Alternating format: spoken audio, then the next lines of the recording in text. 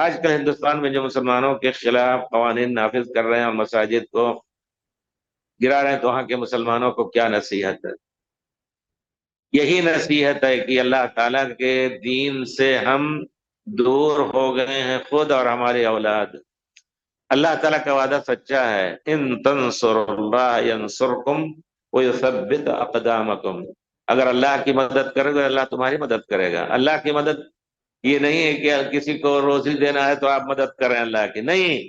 اللہ کی مدد یہ ہے کہ اللہ نے جو کچھ حکم دیا اس پر عمل کرو تو انشاءاللہ اللہ تعالی ہماری مدد کرے گا۔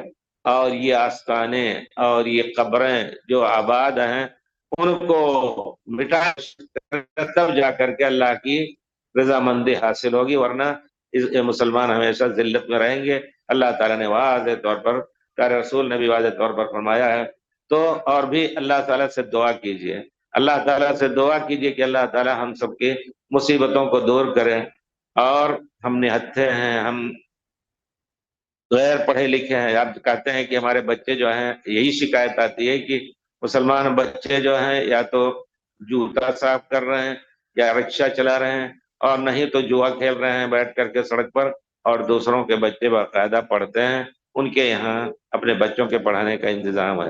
مسلمانوں کے یہاں پیسوں کی کمی نہیں ہے، یہ لوگ بھی خرچ کر سکتے ہیں انشاءاللہ، ایسے ایسی یونیورسٹیاں بنا سکتے ہیں جس میں ہمارے بچے پڑھیں۔